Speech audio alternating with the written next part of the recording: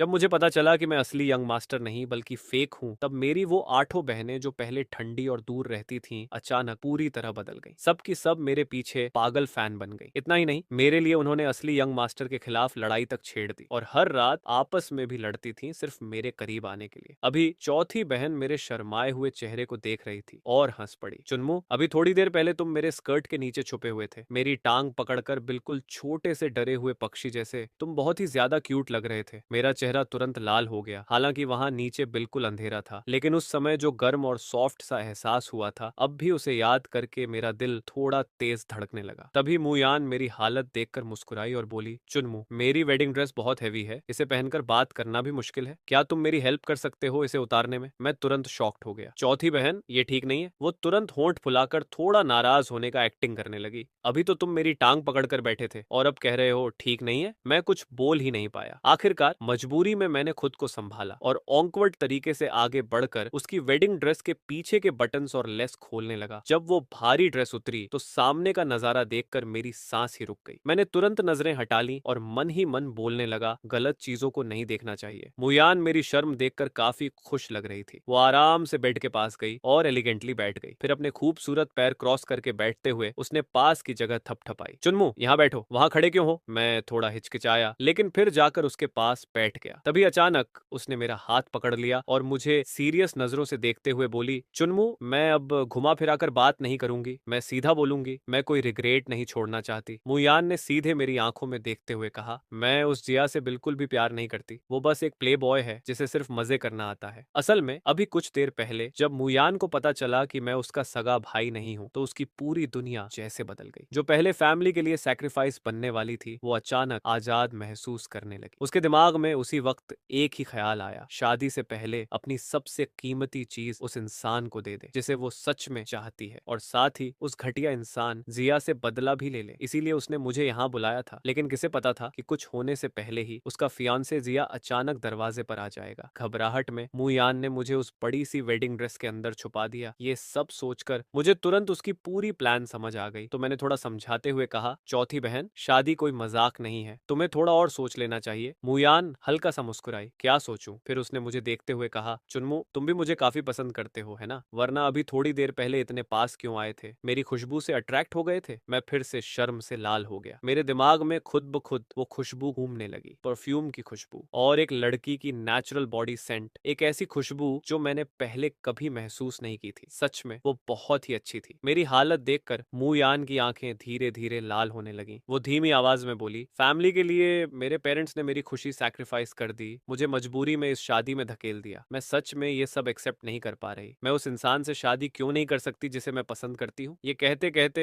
वो अचानक पूरी तरह मेरे करीब आ गई और मुझसे लग गई। चुन्मू, मान लो ये तुम्हारी चौथी बहन की रिक्वेस्ट है। मैं रिग्रेट के साथ शादी नहीं करना चाहती। मैं नहीं चाहती कि बाद में पूरी जिंदगी ये सोचकर पछताऊं कि आज मैंने हिम्मत क्यों नहीं की। फिर उसने धीरे से कहा, और शादी के बाद मैं तुम्हारे पास कभी नहीं आऊंगी, आई प्रॉमिस। मैं पूरी तरह डिलेमा में पड़ गया था। एक तरफ ये सोचकर कि मुयान को उस जिया जैसे इंसान से शादी करनी पड़ेगी जो लड़कियां कपड़ों की तरह बदलता है, मेरे हाथ अपने आप मुट्ठी में बंध गए। दूसरी तरफ मुयान हमेशा मेरे साथ अच्छा व्यवहार करती थी और मैं उसे सिर्फ एक टूल बनते हुए नहीं देख सकता था। लेकिन सच ये भी था, मुझे अपने ऊपर पूरा कॉन्फिडेंस था। अगर मुयान मेरे साथ एक बार भी हो गई तो शायद वो पूरी तरह मुझ पर एडिक्टेड हो जाएगी और फिर शादी के बाद वो जिया को बार बार चीट कर सकती है। मुयान ने देखा कि मैं चुप हूँ तो अचानक वो मेरे सामने घुटनों पर बैठ गई। उसकी आवाज भर्रा गई, वो जिया बाहर जाकर जो चाहे कर सकता है, तो फिर मुझे क्यों वर्जिन बनकर उससे शादी करनी पड़े? मैं अपने पसंद के इंसान को क्यों नहीं चुन सकती? मैंने उसे उस हालत में देखा, सबसे कमजोर पोस्चर में, लेकिन सबसे रेबेल बात बोलते हुए। मेरा दिल अंदर से कस गया। मैं उसे पकड़कर गले लगाने ही वाला था कि तभी मेरा फोन बज उठा, बिल्कुल गलत टाइमिंग पर। मैं थोड़ा होश में आया, फिर जल्दी से खड़ा हो गया। चौथी बहन, मैं नीचे जा रहा हूँ, थोड़ी देर में वापस आता हूँ। मुयान बस मेरी तरफ देखती रह गई और मेरी जाते ही रोने लगी और मैं दरवाजा बंद करके बाहर आया। मुझे भी अच्छा नहीं लग रहा था क्योंकि अभी मैं सच में खुद को रोक नहीं पा रहा था, लेकिन मेरे अंदर की रीजन मुझे रोक रही थी। अगर ये शुरू हो गया तो फिर इसका कोई एंड नहीं होगा। मैंने एक गहरी सांस ली और सीढ़ियों की तरफ बढ़ गया। लेकिन जैसे ही मैं सीढ़ियों के पास पहुंचा, वहीं सामने जिया खड़ा था। वो ऊपर ही आ रहा था। जैसे ही उसने मुझे देखा, उसका चेहरा तुरंत बिगड़ गया। ओह, ये तो मुंह फैमिली का महान यंग मास्टर है। फिर हंसते हुए बोला, ओ वेट, अब तो तुम चियन फैमिली के हो ना? मेरे होने वाले साले साहब काफी समय बाद मिल रहे हैं। मैंने उसे बिना एक्सप्रेशन के देखा। असल में मुंह फैमिली को असली यंग मास्टर मिलने में जिया फैमिली का ही हाथ था। उनके हॉस्पिटल में हेल्थ चेकअप के दौरान ये पता चला कि मेरा ब्लड ग्रुप मू फैमिली से मैच नहीं करता। रिवॉर्ड के तौर पर मू परिवार ने वादा किया कि असली यंग मास्टर मिलने पर अपनी एक बेटी की शादी उनसे कर देंगे। इसके बाद जिया फैमिली ने अपनी पूरी इंटेलिजेंस लगा दी और आखिरकार असली बेटे को ढूंढ निकाला। यहाँ तक कि जिया और असली बेटे ने पहले ही प्लान कर लिया था मुझे मू फैमिली से बाहर निकालने का। जब मैंने कोई जवाब नहीं दिया तो जिया और भी ज्यादा हंसने लगा। युयान जैसी खूबसूरत लड़की से शादी करने का मौका मिला है, इसके लिए तो मुझे तुम्हारा धन्यवाद करना चाहिए मेरे प्यारे फेक भाई। फिर वो मेरे पास थोड़ा झुककर बोला, क्या हुआ, मुझसे बहुत नफरत करते हो क्योंकि मैंने तुम्हें आसमान से गिराकर सीधा जमीन पर ला दिया? अब तुम उस बड़े मुंह फैमिली के यंग मास्टर नहीं रहे। वो जोर से हंसने लगा। तुम जितना मुझसे नफरत करोगे मुझे उतना ही मजा आएगा। फिर उसकी आवाज और घटिया हो गई। और सुनो, जब तुम्हारी चौथी बहन मेरी पत्नी बन जाएगी तो मैं उसके साथ क्या करूंगा ये सोचकर ही मजा आता है। फिर उसने ताना मारते हुए कहा, तुम सोचते हो मैं उसके लायक नहीं हूं, लेकिन सच्चाई ये है तुम्हारा कुछ भी सोचना बेकार है। अब से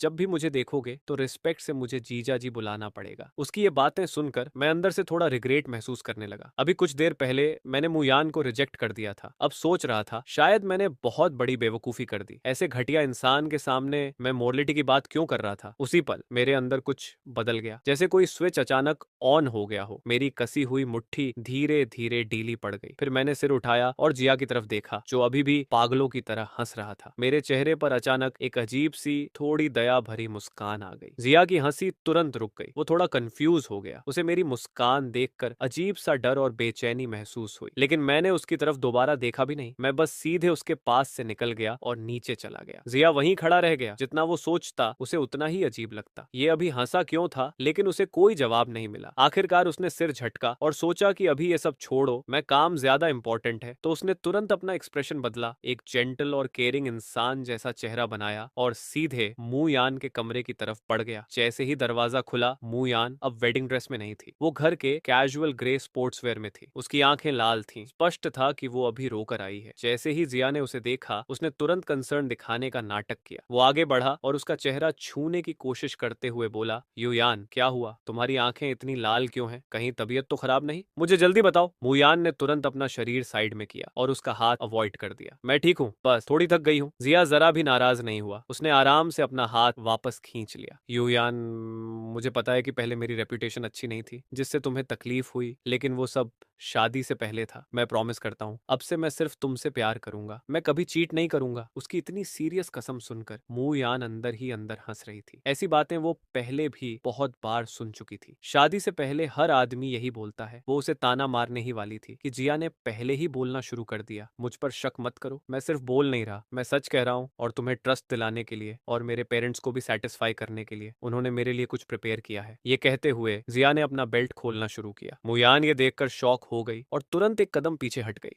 मुयान उसे थोड़ा सस्पिशियस नजरों से देख रही थी। फिर पूछती है, तुम ये क्या कर रहे हो? तभी जियाजी ने सीधे एक बहुत बड़ा सा सेफ्टी पैंट्स जैसा कुछ निकाल लिया। थोड़ा ऑकवर्ड होते हुए बोला, ये मेरे पेरेंट्स ने स्पेशली बनवाया है स्विट्जरलैंड से, मेल वर्जन है चैस्टिटी लॉक का। वो आगे समझाता है, जब तक मैं नहा नहीं रहा होता इसे निकाल नहीं सकता, और ये लॉक स्मार्ट भी है। इसे सिर्फ मेरे वॉच के फेशियल रिकॉग्निशन से या इस की से ही खोला जा सकता है। इतना कहते हुए उसने अपनी रिस्ट वाली वॉच मुयान के सामने कर दी। देखो, तुम्हारे लिए मैंने खुद को पूरे 1 महीने से कंट्रोल में रखा है। हर रात मेरे फादर खुद चेक करते हैं। बस जब मैं अपने रूम में होता हूँ तभी थोड़ी देर के लिए खोल सकता हूँ। मुयान पूरी तरह शॉक हो गई। उसने ऐसी चीज सिर्फ कहानियों या वियर्ड स्टोरीज में सुनी थी, लेकिन आज सामने रियल वर्जन, वो भी हाईटेक। जियाजी ने देखा कि उसका एटीट्यूड थोड़ा सॉफ्ट हुआ है तो वो तुरंत इमोशनल मोड में चला गया। युआन, पहले मैं इमेच्योर था लेकिन अब समझ गया हूँ। अब मैं सिर्फ तुमसे प्यार करूंगा, पूरी लाइफ लॉयल रहूंगा। फिर उसने वॉच खोलकर अनलॉकिंग ऐप दिखाया। शादी के बाद मैं पेरेंट्स का एक्सेस हटा दूंगा। तुम्हारी परमिशन के बिना मैं कुछ नहीं करूंगा जब तक तुम मुझ पर ट्रस्ट ना करो। मुयान थोड़ी ऑकवर्ड हो गई, समझ नहीं आ रहा था क्या बोले। ये सब क्या है? लेकिन जियाजी सीरियस था। उसने वॉच उसके सामने और पास कर दी। युआन, अपना फेस स्कैन कर दो, ये मेरी सिंसियरिटी है। मुयान ने मजबूरी में थोड़ा आगे झुक झुककर फेस स्कैन कराया। पीप, फेशियल डेटा सक्सेसफुली रजिस्टर हो गया। तब जाकर जियाजी सेटिस्फाइड हुआ। उसने वॉच वापस ली, फिर पॉकेट से एक की निकालकर मू यान के हाथ में रख दी। ये फिजिकल की है, इसे भी तुम रख लो, मेरी फ्यूचर वाइफ। अब से मेरी केयर करना। मू यान ने की पकड़ ली और धीरे से बोली, ठीक है, अब तुम जाओ, मुझे अकेला रहना है। ठीक है। जियाजी खुश होकर तुरंत बाहर चला गया। उसके लिए ये सब कुछ भी नहीं था। अगर मू यान से शादी हो जाए तो वो लाइफ टाइम भी ये पहनने को रेडी था। लेकिन जैसे ही उसने दरवाजा खोला, उसके चेहरे की स्माइल इंस्टेंटली फ्रीज हो गई, क्योंकि सामने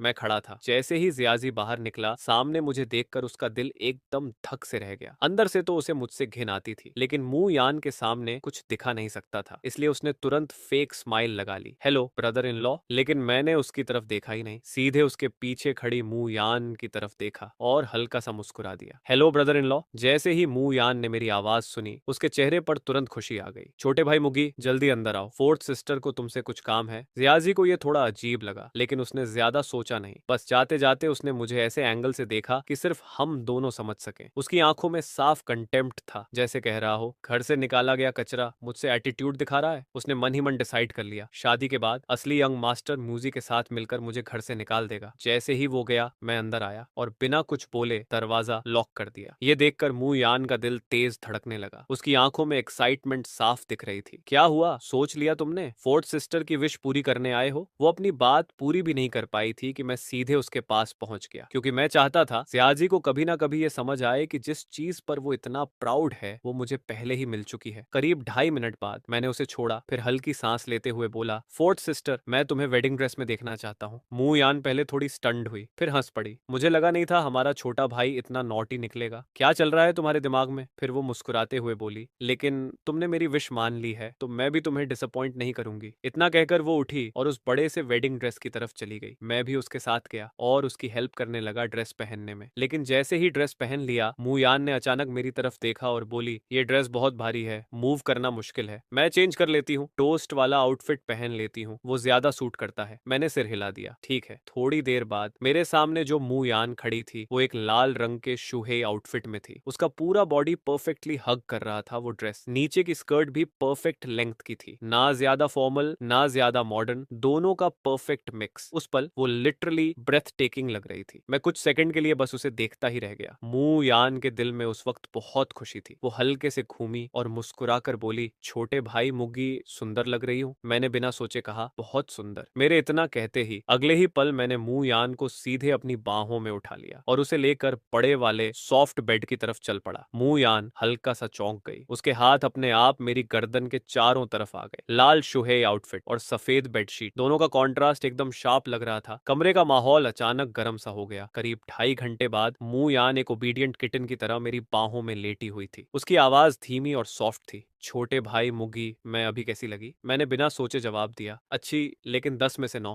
वो तुरंत नखरे से बोली, सिर्फ 9 क्यों? मैंने मुस्कुराते हुए उसके बालों को सहलाया। पहले 10 थी, अब एक लेयर कम हो गई। वो एक पल के लिए रुकी, फिर हल्के से हंस पड़ी। तो तुम्हें रिग्रेट है? मैंने सिर हिला दिया। नहीं, अब रिग्रेट बोलना खुद को ही स्लैप करने जैसा होगा, है ना? और सच कहूं तो मुझे बिल्कुल भी रिग्रेट नहीं है। ये सुनते ही मू यान ने आगे बढ़कर मेरे होंठों पर हल्का सा किस कर दिया। मुझे पता था छोटे भाई मुगी मुझे सबसे ज्यादा प्यार करते हैं। मैंने धीरे से कहा, फॉरेस्ट सिस्टर, तो तुम्हारी शादी का क्या? ये वो सवाल था जो मुझे सबसे ज्यादा कंसर्न कर रहा था। मू यान के चेहरे की मुस्कान थोड़ी हल्की पड़ गई। वो फिर से मेरी बाहों में लेट गई और धीरे से बोली, शादी तो होगी, लेकिन मैं चाहती हूँ तुम मुझसे एक बात कहो। मैं तुरंत समझ गया, उसे सिर्फ मेरा साथ नहीं, मेरा दिल भी चाहिए। और एक आदमी का प्यार क्या होता है? पॉजेसिवनेस। तो मैंने धीरे से कहा, फोर्थ सिस्टर, मैं जियाजी को तुम्हें छूने नहीं दूंगा। ये सुनकर वो मुस्कुराई, तुम टेंशन मत लो, मैं बस वहां शादी करूंगी, लेकिन खुद को कभी उसे नहीं दूंगी। मैं हमेशा सिर्फ तुम्हारी रहूंगी। मैंने संतोष से सिर हिलाया। तभी मेरी नजर ड्रेसिंग टेबल पर रखी उस की पर पड़ी। मैंने उसे उठाया और घुमाते हुए पूछा, ये क्या है? मू यान आलस से करवट लेकर पेट के बल लेट गई, हाथ से ठुड्डी टिकाकर मुझे देखते हुए बोली, जियाजी के चास्टिटी लॉक की। मैं तुरंत इंटरेस्टेड हो गया। अच्छा, डिटेल में बताओ। तब उसने पूरा सीन बताया, कैसे जियाजी ने अभी लॉयल्टी दिखाने के लिए ये सब किया, फेशियल रिकॉग्निशन, वॉच और ये बैकअप की। सुनकर मैं हंस पड़ा। मैं सोचता था वो सिर्फ एरोगेंट इडियट है, लेकिन वो तो फैमिली कंट्रोल कंट्रोल्ड निकला। शादी के लिए इतना सब, ये आदमी है भी। मुंह यान भी हंसने लगी। तुम्हें इंटरेस्टिंग लग रहा है तो ये कि तुम रख लो। मैं एकदम रुक गया। मैं रखूं? वो कैजुअली बोली, हाँ मेरे पास रखकर क्या करूंगी, देख कर इरिटेट ही होती हूँ। तुम रखो, प्ले करो। मैंने हाथ में की को देखा और मेरे चेहरे पर स्माइल और बड़ी हो गई। मतलब अब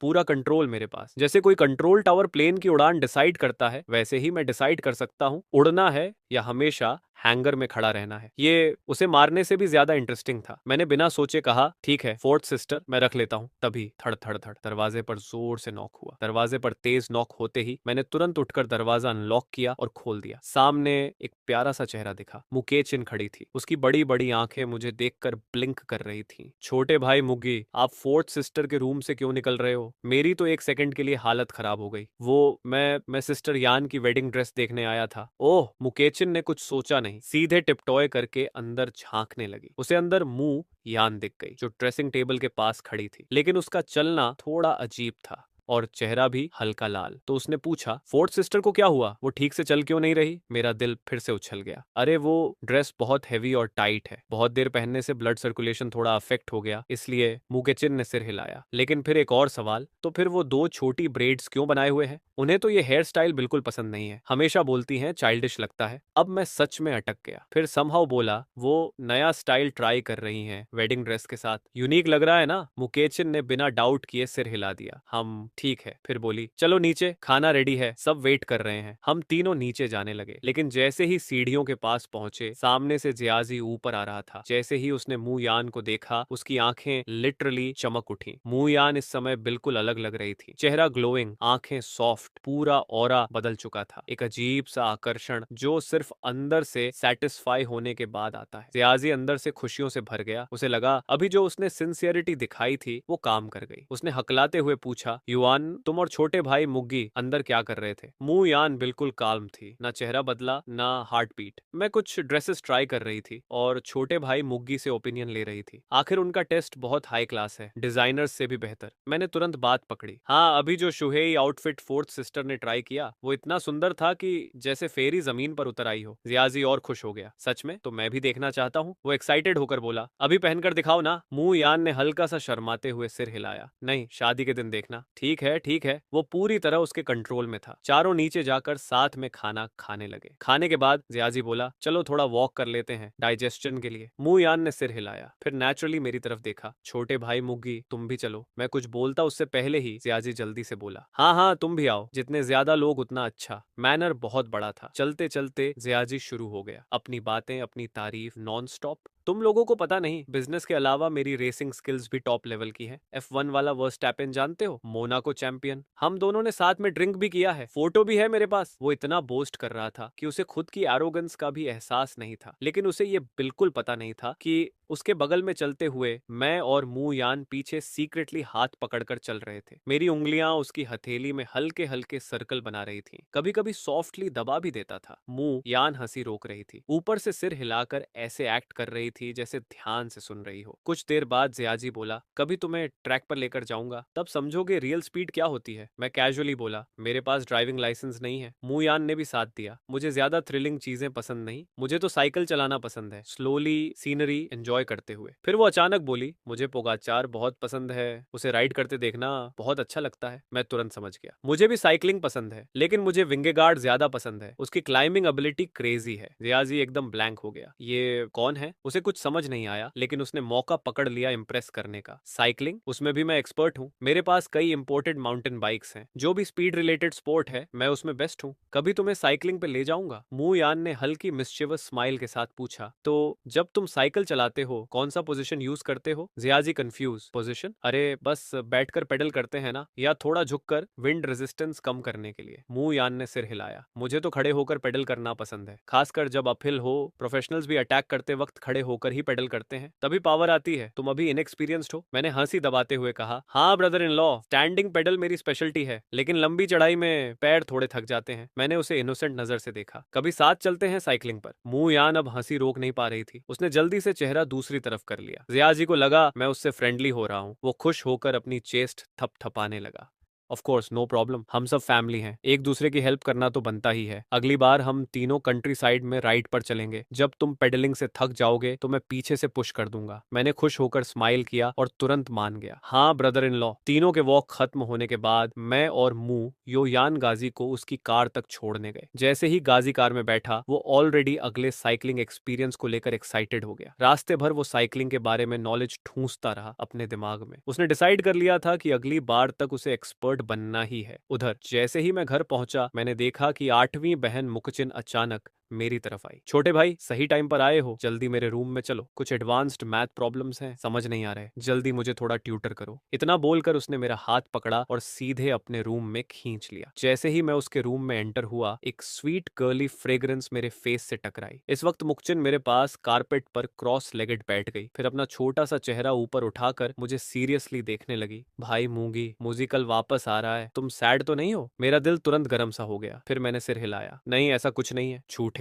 मुकचिन ने मुंह फुला लिया। मुझे बिल्कुल बिलीव नहीं है। अचानक मुंह फैमिली के यंग मास्टर से फेक यंग मास्टर बन जाना, दिल में थोड़ा लॉस तो फील होता ही होगा। फिर उसने थोड़ा सॉफ्ट होकर कहा, लेकिन टेंशन मत लो, बाकी लोग जैसे भी हों मैं पहले जैसी ही रहूंगी, बल्कि तुमसे और अच्छा ट्रीट करूंगी। इतना बोलते ही उसने शरारती विंक किया। एक्चुअली मुझे तो ये सिचुएशन और भी अच्छी लग रही है। पहले हम भाई बहन थे लेकिन अब नहीं। सोचो तो सही, अचानक तुम्हारे पास 8 ब्यूटीफुल और रिच सिस्टर्स हैं जिनसे कोई ब्लड रिलेशन नहीं है। ये तो बहुत बड़ा गेन है ना? मेरे दिल का भारीपन काफी हद तक हल्का हो गया। 8वीं बहन, बस तुम ही ऐसा लॉजिक निकाल सकती हो, ये ट्विस्टेड लॉजिक नहीं है। वो थोड़ा नखरे से बोली। चलो अब काम की बात करते हैं, जल्दी ये प्रॉब्लम समझाओ। इतना सोच लिया कि बाल गिरने वाले हैं। मैं मुस्कुराया, वर्कबुक लिया और उसे समझाने लगा। ट्यूटरिंग सेशन खत्म होने के बाद मुकचिन ने अचानक अपने बैग से कुछ निकाला और मेरे हाथ में रख दिया। भाई मूंगी, ये तुम्हारे लिए गिफ्ट है। मैंने नीचे देखा, ये एक कार की थी। उस पर प्रांसिंग हॉर्स का लोगो बना हुआ था जिसे मैं बहुत अच्छे से पहचानता था। सिस्टर ये। मुकचिन ने बिना कुछ सुने मुझे सीधे विंडो तक खींच लिया, फिर बाहर गैराज की तरफ इशारा किया। फेरारी 488 पिस्ता, तुम्हारा कॉलेज एंट्रेंस गिफ्ट। लड़कों को ऐसे कूल कार्स पसंद नहीं होती क्या? अब से तुम हमारे फैमिली के कॉलेज स्टूडेंट हो। मैंने ठंडी कार की पकड़ी हुई थी लेकिन मेरा दिल अंदर से जल रहा था। पहले चौथी बहन की मल्टी मिलियन वॉच, अब 8वीं बहन की मल्टी मिलियन फेरारी। और इस वक्त मुकचिन मेरे स्टंडन एक्सप्रेशन को देख रही थी लेकिन उसके दिमाग में कुछ और ही चल रहा था। अब एक्टिंग की जरूरत नहीं, कार्ड्स टेबल पर रखने का टाइम आ गया है। पहले हम सिबलिंग्स थे इसलिए डिस्टेंस रखना पड़ता था, लेकिन अब ब्लड रिलेशन नहीं है। फिर ये सब क्यों? मूगी इतना हैंडसम और काइंड है, मैं उसे किसी और को क्यों दूं? जब मैं अभी भी शॉक में था, एक हाथ में मल्टी मिलियन वॉच और दूसरे में लगभग $10 मिलियन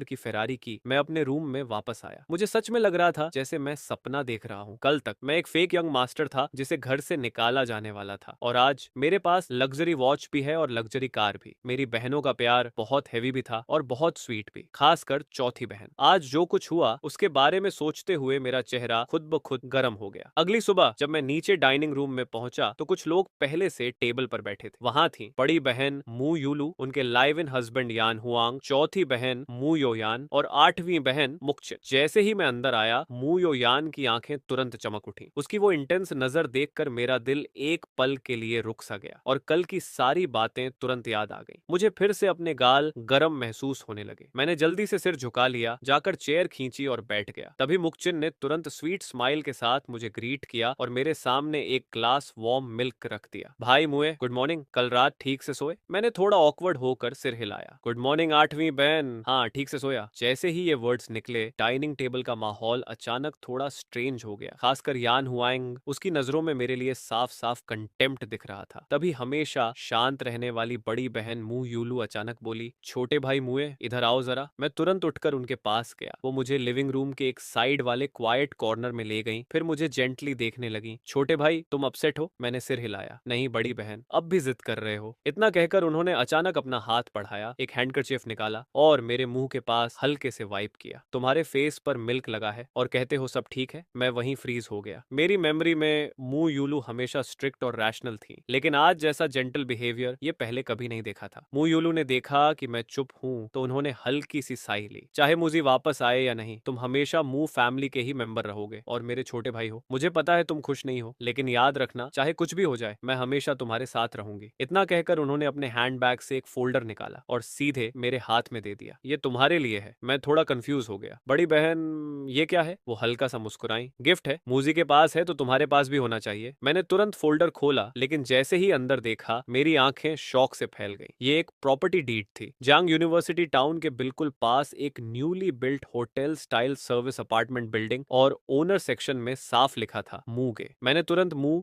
यूलू की तरफ देखा, पूरी तरह स्टंट। बड़ी बहन, ये बहुत एक्सपेंसिव है। उन्होंने मुझे सीरियस नजर से देखा। ले लो, तुम जल्द ही यूनिवर्सिटी शुरू करने वाले हो, तुम्हारे पास अपना प्लेस होना चाहिए। पैसे इंपॉर्टेंट नहीं है, इंपॉर्टेंट ये है कि तुम्हारे पास अपना बेस हो, ताकि फ्यूचर में चाहे कुछ भी हो, तुम हमेशा खड़े रह सको। उस मोमेंट पर मेरा दिल पूरी तरह बहनों के प्यार से भर गया। कल चौथी बहन की मल्टी मिलियन वॉच, 8वीं बहन की $10 मिलियन कार, और आज बड़ी बहन की हंड्रेड्स ऑफ मिलियंस की बिल्डिंग। ये बहनें हैं या देवियां? यहाँ गिफ्ट देने का कंपटीशन चल रहा है क्या? मैं अभी भी इमोशनल था कि तभी पीछे से दो खुशबू भरी हवा जैसी प्रेजेंस आई। छोटे भाई, यहाँ बड़ी बहन के साथ क्या सीक्रेट बात कर रहे हो? मैंने मुड़कर देखा। 7वीं बहन मू कारिन और छठी बहन मू काई दोनों आ चुकी थी, और बहुत नेचुरली उन्होंने मेरे दोनों हाथ पकड़ ली। फिर मू काई ने क्यूरियस होकर पूछा, छोटे भाई, तुम्हारा एक्सप्रेशन देखो, बड़ी बहन ने फिर कुछ अच्छा दे दिया क्या? लेकिन मू कारिन ने कुछ नहीं कहा, बस मेरा हाथ पकड़कर बाहर खींच लिया। चलो चलो, हमारे साथ बाहर वॉक पर चलो, थोड़ा फ्रेश एयर लो। उधर मू यूलू वहीं खड़ी रह गई और हम तीनों को जाते हुए देखती रही। उनके दिमाग में कई थॉट्स एक साथ घूमने लगे। ये बच्चा सच में बड़ा हो गया है। अब ये ऐसा आदमी बन गया है जो लड़कियों का दिल हिला सकता है। अगर पहले पता होता कि हमारा ब्लड रिलेशन नहीं है, अगर फैमिली के इंटरेस्ट के लिए मैंने यान हुआंग से शादी न की होती, तो शायद असल में मू यूलू और यान हुआंग की शादी को 2 साल हो चुके थे, लेकिन वो हमेशा अलग अलग रूम्स में सोते थे। ना कोई क्लोजनेस, ना हाथ पकड़ना तक। यान हुआंग अपनी लिमिट्स में रहता था, बस थोड़ा एम्बिशियस था, लेकिन कभी कुछ गलत नहीं किया। और जब तक वो कुछ गलत न करे, मू यूलू भी उसे चीट नहीं करना चाहती थी, क्योंकि वो उनके प्रिंसिपल्स के खिलाफ था। लेकिन अब मू यूलू को सच में रिग्रेट हो रहा था। अपने उसी छोटे भाई को, जिसे उन्होंने बचपन से बड़ा होते देखा, अब अपनी छोटी बहनों के टारगेट बनते हुए देखना, उनके दिल में एक अजीब सा भारीपन आ गया। उधर मैं इस वक्त मू काई और मू कारिन के बीच में था। आखिरकार मैं खुद को रोक नहीं पाया और पूछ ही लिया, सच बताओ, क्या तुम सबने ये सब पहले से प्लान किया था? क्या प्लान? मू कारिन ने इनोसेंट बनते हुए अपनी बड़ी बड़ी आंखें झपकाई। मैंने उसे सीरियसली देखा। ये गिफ्ट सब ऐसे दे रहे हैं जैसे रिले रेस चल रही हो। मू कारिन जोर से हंस पड़ी, पूरा बॉडी मेरे हाथ पर गिर गया। ऊप्स, पकड़े गए। हाँ, हमने डिस्कस किया था। फिर उसने कैजुअल टोन में कहा, मुझे वापस आ रहा है। मॉम और डैड डेफिनेटली बड़ा ड्रामा करेंगे। हमें डर था कि तुम अपसेट हो जाओगे या नेग्लेक्टेड फील करोगे, तो हमने डिसाइड किया कि तुम्हें डबल अच्छा ट्रीट करेंगे। उनकी बात सुनकर मेरा दिल सच में गर्म हो गया। ऐसा लगा जैसे मैं किसी हॉट स्प्रिंग में बैठा हूँ, पूरा दिल वार्म। मैंने नीचे देखा, मुंह कारिन अभी भी मेरे हाथ से चिपकी हुई थी और हल्के हल्के मुझसे रगड़ खा रही थी। मेरे एंगल से उसकी टी शर्ट के अंदर तक साफ दिख रहा था। उसकी व्हाइट स्किन, ये कोई कैसे इग्नोर कर सकता है? मैंने तुरंत नजर हटा ली और मन में खुद से कहा, गलत चीज मत देखो। तभी एक ब्लैक एमपीवी धीरे धीरे आकर हमारे पास रुकी। डोर खुला। सबसे पहले उतरी एक वुमन नीट बिजनेस सूट में, तीसरी बहन मू तांगुन। उसके बाद एक फुली कवर्ड पर्सन उतरा, सनग्लासेस और मास्क पहने हुए। उसने सनग्लासेस और मास्क हटाया, एक बेहद खूबसूरत चेहरा सामने आया। वो थी 5वीं बहन मू यूकियान। अगले ही पल वो एक छोटी चिड़िया की तरह हाथ फैलाकर मेरी तरफ दौड़ी। मैं रिएक्ट भी नहीं कर पाया। एक सॉफ्ट बॉडी सीधे मुझसे टकराई। उसने मुझे कसकर हग किया और मेरे गाल पर एक जोरदार किस दे दिया। छोटे भाई मुए, I missed you so much. मैं वही स्टोन बन गया। ये वही फिफ्थ सिस्टर है जिसे ऑनलाइन लोग आइस क्वीन कहते हैं। ये इमेज तो पूरी तरह कोलैप्स हो गई। उधर तीसरी बहन मू तांगुन धीरे धीरे हमारे पास आई। ब्रीफ केस हाथ में था। वो मेरे सामने रुकी, कुछ नहीं बोली, बस अपनी डीप काल्म आईज से मुझे कुछ सेकंड्स तक देखती रही। तभी विला के एंट्रेंस पर एक और कार आकर रुकी। बेंटली डोर खुला। लाइट ब्लू लॉन्ग ड्रेस पहने एक वुमन बाहर उतरी। दूसरी बहन मू यूई। अंदर से बड़ी बहन मू यूलू भी बाहर आ गई। सब आ गए हैं, चलो अंदर चलते हैं। सब अंदर आए। मू यूलू ने थ्रोट क्लियर किया और बोली, जब सब आ गए हैं तो बात शुरू करते हैं। आज मैंने सबको बुलाया है म्यूजिक को वेलकम करने के लिए। मॉम और डैड चाहते हैं कि हम फैमिली एटीट्यूड दिखाएं, और मैंने उसका बैकग्राउंड भी चेक करवाया है। मुझे 18 साल का है, हमारे छोटे भाई के सेम बर्थडे का, हाई स्कूल ड्रॉप आउट, ज्यादातर टाइम इंटरनेट कैफेज और पुल हॉलेज में रहता है। कुछ खराब लोगों के साथ रहता है और मैं काम आसपास के स्कूल्स में प्रोटेक्शन मनी कलेक्ट करना है। जैसे ही उन्होंने ये कहा, पूरा लिविंग रूम डेड साइलेंट हो गया। सब बहनों के एक्सप्रेशंस देखने लायक थे। प्रोटेक्शन मनी, ये सुनकर सबसे पहले कंट्रोल खोया मुंह कारिन। वो हंसते हंसते सोफा पर गिर गई। ओ माय गॉड, ये क्या स्क्रिप्ट है? उसे लगता है वो बहुत कूल है क्या? मैं बेट लगाती हूँ उसके बॉडी पर टैटू होगा, लेफ्ट में ड्रैगन,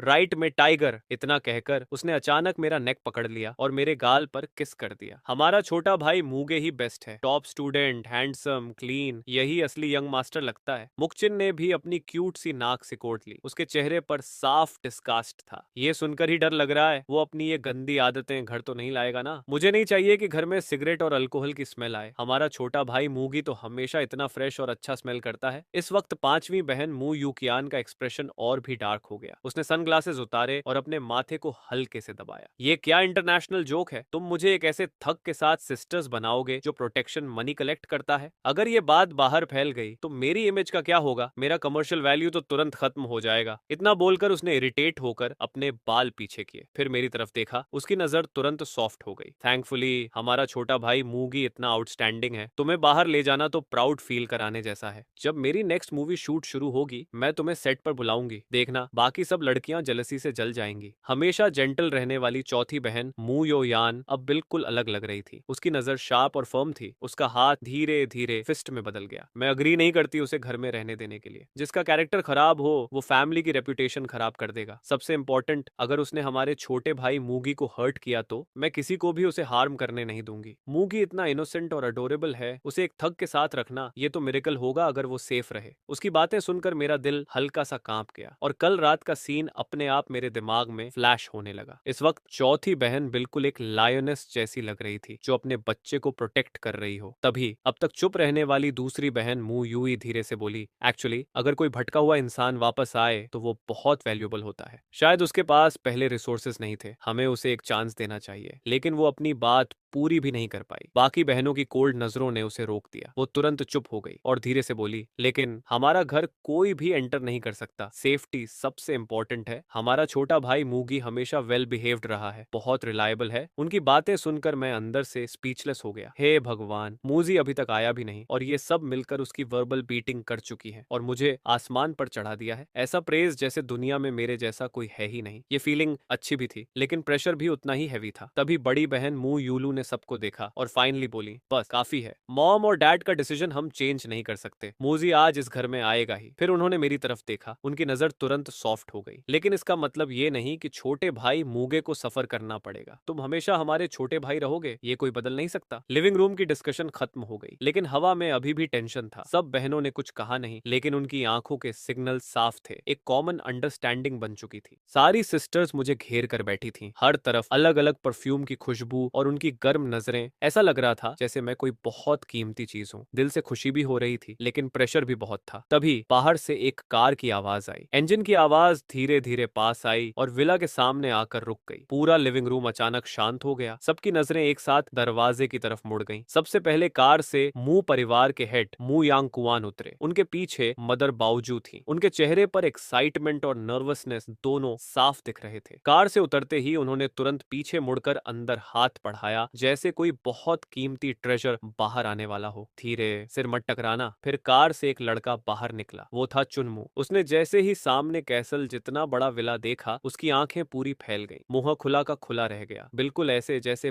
पहली बार इतनी लग्जरी देख रहा हो। फिर उसने जोर से कहा, अरे मॉम, डैड, ये सच में हमारा घर है? इतना डैमन कूल। बावजू की आंखें भर आईं। उन्होंने उसके सिर पर हाथ फेरा। हाँ श्याओ जी, ये अब तुम्हारा घर है। अब कोई तुम्हें बुली नहीं करेगा। मू यांग कुआन ने उसे ऊपर से नीचे तक देखा। उन्हें उसके कपड़े और बोलने का तरीका बिल्कुल पसंद नहीं आया लेकिन फिर भी उन्होंने खुद को रोक लिया। अंदर जाने से पहले कपड़े बदल लो। क्यों? चुनमू कंफ्यूज हो गया। ये आउटफिट कितना हैंडसम है, मैंने स्पेशली पहना है। मेरे सारे ब्रोस बोलते हैं इसमें मैं सबसे कूल लगता हूँ। मुयांग कुआन के होंठ फड़के लेकिन आखिर में उन्होंने सिर्फ लंबी सांस छोड़ी। तभी चुनमू की नजर सामने खड़ी लग्जरी कार्स पर पड़ी, खासकर लाल फेरारी 488 पर। उसकी आंखों में लालच साफ दिखने लगा। डैम, न फेरारी, ये किसकी कार है? बहुत कूल है। उधर लिविंग रूम में सबसे पहले बड़ी बहन मू यूलू खड़ी हुई। वो आ गया होगा, चलो बाहर चलते हैं। दूसरी बहन मू यूई थोड़ा हिचकिचाकर उठी। तीसरी बहन मू तांग चुन ने बिना एक्सप्रेशन बदले कप नीचे रखा और खड़ी हो गई। बाकी सिस्टर्स भी धीरे धीरे उठ गई। सिर्फ चौथी बहन मू यो यान बहन वहीं सोफा पर बैठी रही, जैसे उन्हें कोई फर्क ही नहीं पड़ता। मैंने हेल्पलेस होकर उनकी तरफ देखा। उन्होंने मेरी नजर पकड़ी, हल्का सा नाराज होकर हूं किया, लेकिन आखिर में वो भी उठ गई। जब आठों सिस्टर्स बाहर पहुंची और उन्होंने चुन्मू को देखा, सबकी आईब्राउज एक साथ सिकुड़ गई। पीले रंग के बाल, टाइट स्कल टी शर्ट, इतनी टाइट जीन्स कि देखकर ही दम घुट जाए। पूरा लुक किसी स्पिरिचुअल अटैक जैसा लग रहा था। यहाँ तक कि हमेशा काम रहने वाली बड़ी बहन मुयूलू भी कुछ सेकंड्स के लिए ब्लैंक हो गई। उनके मन में बस एक ही सवाल था, क्या ये सच में मु परिवार का ब्लड लाइन है? सबसे पहले साइलेंस तोड़ी चौथी बहन मुयोयान ने। उन्होंने चुन्मू की तरफ उंगली करके जोर से हंसते हुए कहा, हे भगवान, ये कौन सा नाइट क्लब डीजे भागकर यहाँ आ गया? फिर उसके बालों को देखकर बोली, इसके बाल हैं या मशरूम कॉस्प्ले? सातवीं बहन मुकारेन तो हंसते हंसते सीधी खड़ी भी नहीं हो पा रही थी। बस अब मेरी आंखें खराब हो गईं। रिकवरी के लिए मुझे छोटे भाई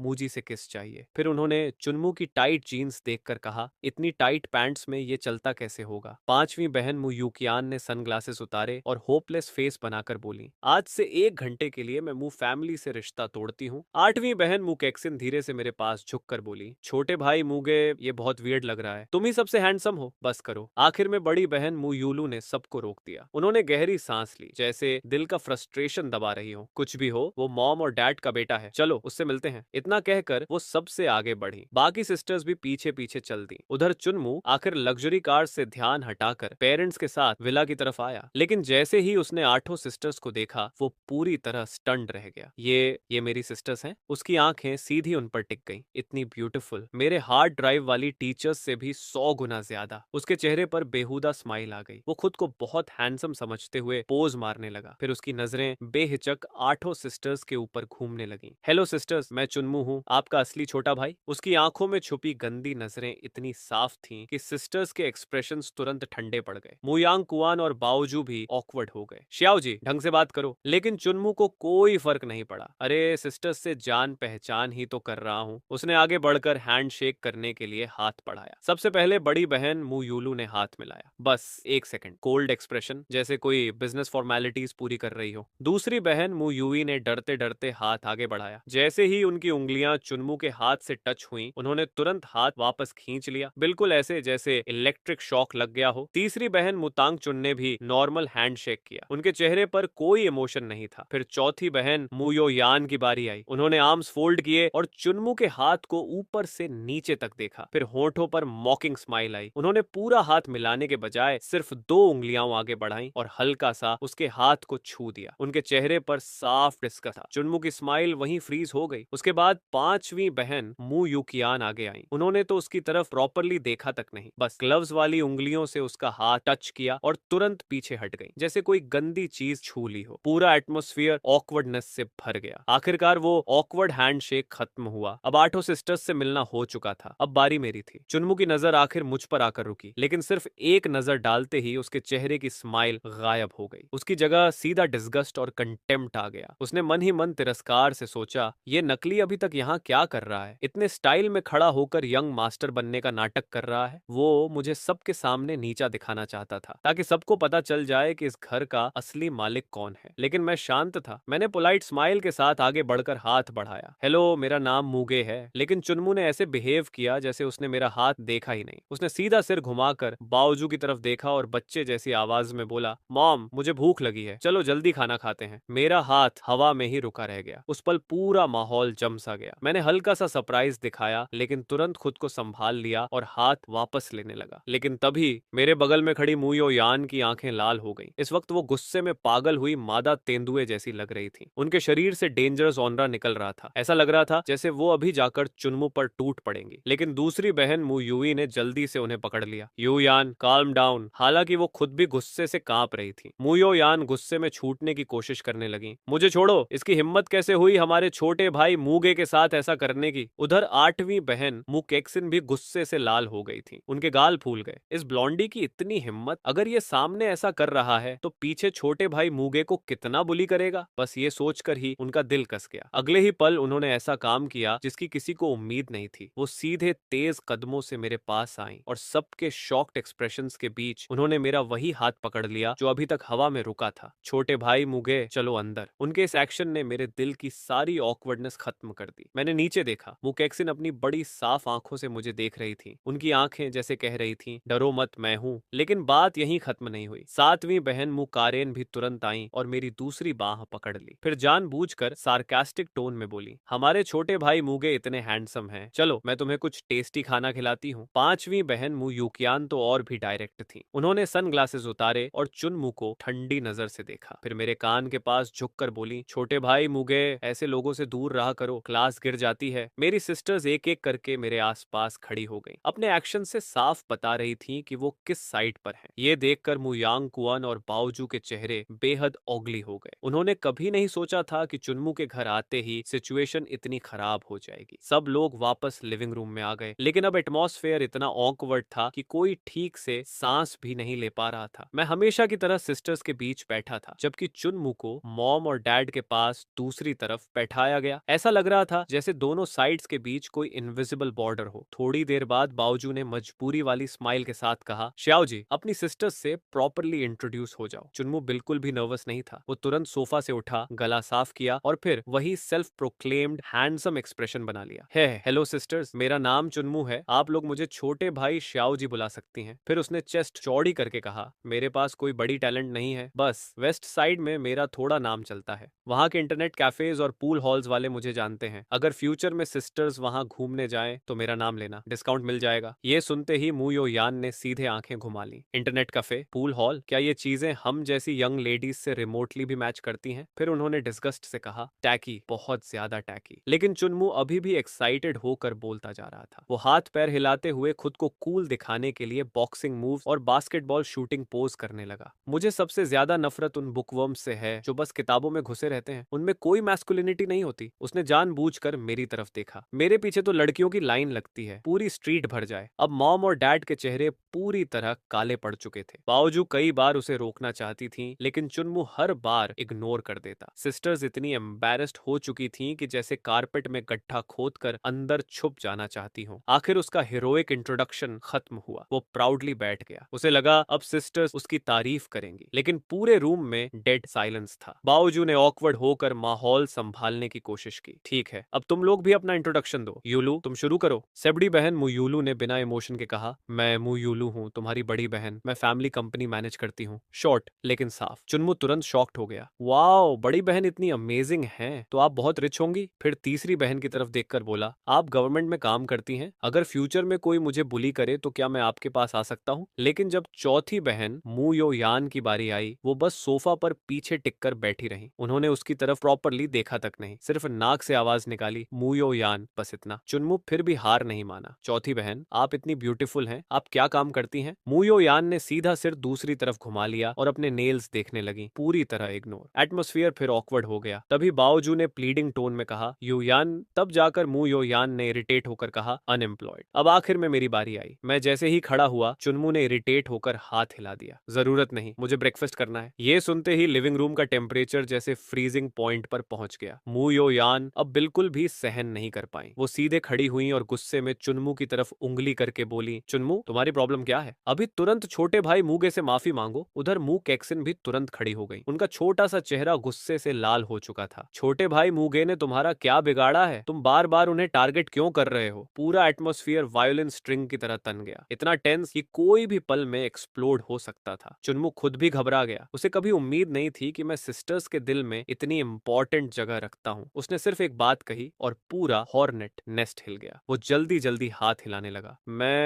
मेरा वो मतलब नहीं था। घबराहट में उसकी नजर कॉर्नर में रखे गिफ्ट्स पर पड़ी। फिर उसने तुरंत बहाना बनाया, मैं बस उन गिफ्ट्स को देखकर एक्साइटेड हो गया था। मैं जल्दी से उन्हें खोलना चाहता था। मैंने भाई मुगे को डिसरिस्पेक्ट करने का मतलब नहीं निकाला। उसका एक्सक्यूज इतना वीक था कि किसी को भी भरोसा नहीं हुआ। लेकिन फिर भी सिचुएशन संभालने के लिए वही एक रास्ता था। मु यांग कुआन का चेहरा काले बर्तन जैसा हो चुका था। तभी मैं खुद उठकर खड़ा हो गया। मेरे चेहरे पर अब भी वही जेंटल स्माइल थी, जैसे अभी कुछ हुआ ही ना हो। मैं धीरे धीरे चलकर लिविंग रूम के बीच पहुंचा। फिर मैंने चुनमु के घबराए चेहरे की तरफ देखा और शांत आवाज में कहा, कोई बात नहीं, मेरा नाम मूगे है। घर में स्वागत है। मेरे ये शब्द चुन्मू के चेहरे पर ऐसे पड़े जैसे किसी ने जोरदार थप्पड़ मार दिया हो, और बाकी बहनें जो अभी तक सिर्फ तमाशा देख रही थीं, उनके दिलों में भी अचानक अजीब सी आग जल उठी। मुग्गे नकली यंग मास्टर था, लेकिन ये उसकी गलती नहीं थी। न उसने चुन्मू की जिंदगी छीनी थी, न ही जानबूझकर उसकी जगह ली थी। वो खुद भी इस धोखे का शिकार था। अगर चुन्मू को गुस्सा है, अगर उसके दिल में नफरत है, तो उसे अपने माँ बाप से शिकायत करनी चाहिए, या फिर किस्मत से। लेकिन वो बार बार मुग्गे को ही क्यों निशाना बना रहा था? क्या वो पागल है? जब से दोनों मिले थे तब से लेकर अभी तक सिर्फ कुछ ही मिनटों में चुन्मू कई बार मुग्गे को टारगेट कर चुका था। पहले उसने उसे पूरी तरह इग्नोर किया, फिर सबके सामने उसकी बेइज्जती की। लेकिन मुग्गे शुरू से आखिर तक वो शांत और कंपोज्ड रहा। इतनी बेइज्जती के बाद भी उसने मुस्कुराकर सिर्फ इतना कहा, घर में स्वागत है। वो जरूरत से ज्यादा सभ्य था, जरूरत से ज्यादा अच्छा, इतना कि देखकर दिल दुखने लगे। उसी पल बहनों का दिल पूरी तरह एक तरफ झुक गया। उन्होंने मेरे शांत चेहरे को देखा और मन ही मन एक ही बात सोची, ये बच्चा बहुत सीधा है। भविष्य में ये सड़क छाप लड़का इसे जरूर परेशान करेगा। हमें इसे प्रोटेक्ट करना होगा, इसे हाथों पर रखकर संभालना होगा, इसे जरा सी भी तकलीफ नहीं होने दे सकते। लेकिन चुन्मू को इन सब का बिल्कुल अंदाजा नहीं था। इस समय वो पूरी तरह कंफ्यूज्ड और घबराया हुआ था। उसके हिसाब से तो इस नकली बेटे को सबको मिलकर सड़क के चूहे की तरह डांटना चाहिए था। फिर चौथी बहन और आठवीं बहन उसकी साइड क्यों ले रही थी? चुन्मू थोड़ा पैनिक हो गया, लेकिन उसकी स्ट्रीट स्मार्ट थिंकिंग जल्दी ही शांत हो गई। उसने मन ही मन हिसाब लगाना शुरू किया। हम चौथी और आठवीं बहन मुग्गे की तरफ हैं। ये थोड़ा अनएक्सपेक्टेड है, लेकिन बाकी 6 बहनों ने कुछ नहीं कहा। खासकर बड़ी बहन और तीसरी बहन, उन दोनों की प्रेजेंस देखकर ही पता चलता है कि घर में उनकी चलती है। उन्होंने मुझे डांटा नहीं, मतलब वो मेरी साइड पर है। और चौथी बहन की तो जल्द शादी होने वाली है। शादीशुदा बेटी तो पराया पानी होती है। बाद में वो मुंह परिवार के मामलों में ज्यादा दखल नहीं दे पाएगी। तो हिसाब से देखा जाए, मुग्गे की तरफ सिर्फ छोटी आठवीं बहन है और मेरी तरफ 6 बहनें। 6 बनाम एक, एडवांटेज तो मेरा ही है। ये सोचते ही चुन्मू के दिल का डर गायब हो गया। उसकी जगह एक और भी बड़ा घमंड आ गया। उसे लगने लगा कि उसने मुंह परिवार की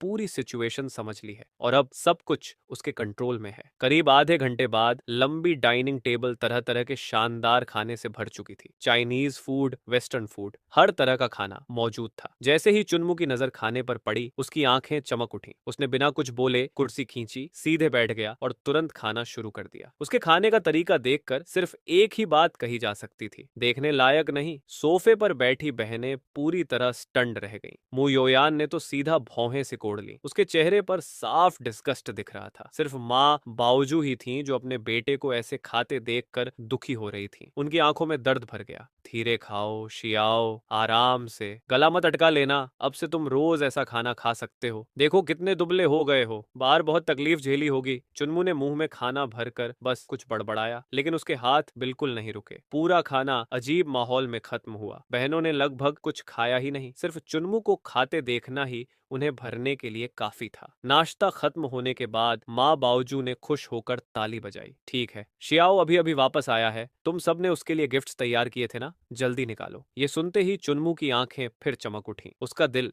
एक्साइटमेंट से भर गया। देखा, मैंने कहा था ना, आखिर में बहनें अपने असली भाई की ही परवाह करेंगी। अभी तक जो कोल्ड बिहेवियर था वो सिर्फ टेस्ट था। अब जब मैं पास हो गया हूँ तो सब मुझे प्यार से गिफ्ट्स देंगी। वो तुरंत अपनी सीट से उठा, फिर उसने बहनों की तरफ गहरा झुककर नमस्कार किया। उसकी आवाज इमोशन से भरी हुई थी। बहनों, आप लोग सच में बहुत अच्छी हैं। मेरे लिए गिफ्ट्स भी तैयार किए। मैं सच में बहुत टच्ड हूँ। थैंक यू सिस्टर्स, मैं बहुत खुश हूँ। ये बोलकर उसने सिर उठाया। उसकी आंखों के कोनों में तो खुशी के आंसू तक चमक रहे थे। उसे लगा अब अगला सीन ऐसा होगा जहां सारी बहनें प्यार से गिफ्ट्स उसके हाथों में रखेंगी। लेकिन जब उसने ऊपर देखा तो बहनों के चेहरे अजीब थे। सब एक दूसरे को देख रही थीं। उनकी आंखों में ऑकवर्डनेस और स्पीचलेसनेस साफ दिखाई दे रही थी। लेकिन चुन्मू अभी भी अपने इमेजिनरी भाई बहन वाले इमोशनल सीन में खोया हुआ था। उसे बिल्कुल एहसास नहीं था कि वो इस समय कितना बेवकूफ लग रहा है। विला के बाहर आते समय उसने वो चमचमाती लाल फेरारी देख ली थी, नई नवेली, पूरी शाइनी, यहाँ तक कि उसके टायर भी चमक रहे थे। एक नजर में समझ आ रहा था कि गाड़ी बिल्कुल नई है। हालांकि चुन्मू के पास खुद ड्राइविंग लाइसेंस तक नहीं था, लेकिन ऑनलाइन दुनिया में वो खुद को बड़ा कार एक्सपर्ट मानता था। उसका फेवरेट काम था फोरम्स और वीडियोस पर लग्जरी कार्स की बुराई करना। ये अवेंटाडोर बेकार है, V12 अब आउटडेटेड हो चुका है, गियर शिफ्टिंग गार्बेज है, 0 से 100 फास्ट है तो क्या।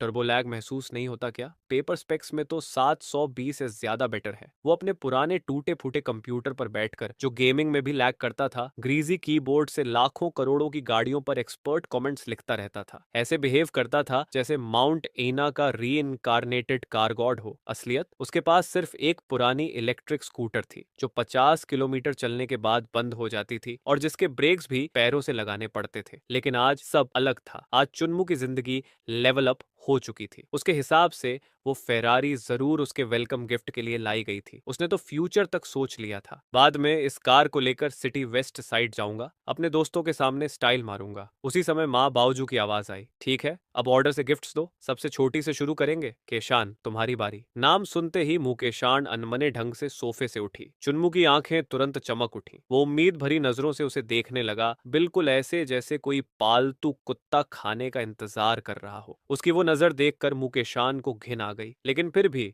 उसने प्लान के मुताबिक दांत भींच कर कहा, मैंने तुम्हारे लिए एक गाड़ी तैयार की है। थम। ये सुनते ही चुन्मू के दिमाग में जैसे फायरवर्क्स फूट पड़े। गाड़ी? मतलब फेरारी? वो खुशी से पागल होने वाला था। उसने मन ही मन सोचा, मुझे पता था 8वीं बहन सबसे छोटी है, सबसे सॉफ्ट हार्टेड, वो जरूर अपने खोए हुए असली भाई पर तरस खाएगी। हालांकि अंदर से वो खुशी में झूम रहा था, लेकिन बाहर उसने इमोशनल चेहरा बनाए रखा। उसकी आंखों में आंसू तक चमक रहे थे, लेकिन दिल में वो पहले ही करोड़ों वाली फेरारी चलाने लगा था। तभी मुकेशान बोली, चलो बाहर जाकर देखते हैं। उसकी आवाज में हल्की सी चालाकी छिपी हुई थी। ठीक है, ठीक है। चुन्मू तुरंत उछल कर खड़ा हो गया। पूरा परिवार विला से बाहर निकल आया। चुन्मू सबसे आगे चल रहा था, सीना ताने, सिर ऊंचा करके। उसे लग रहा था उसकी जिंदगी पीक पर पहुंच चुकी है। बाकी बहनें पीछे चल रही थीं। हर किसी के चेहरे पर अजीब एक्सप्रेशन था। मैं सबसे पीछे चल रहा था। चुन्मू के स्मग चेहरे को देखकर और आगे चल रही 8वीं बहन के होंठों की हल्की मुस्कान देखकर मुझे लगभग समझ आ गया था कि आगे क्या होने वाला है। अब मजेदार सीन आएगा। सब लोग उस चमचमाती लाल फेरारी 488 के सामने पहुंचे। गाड़ी को दोबारा देखते ही चुन्मू खुद को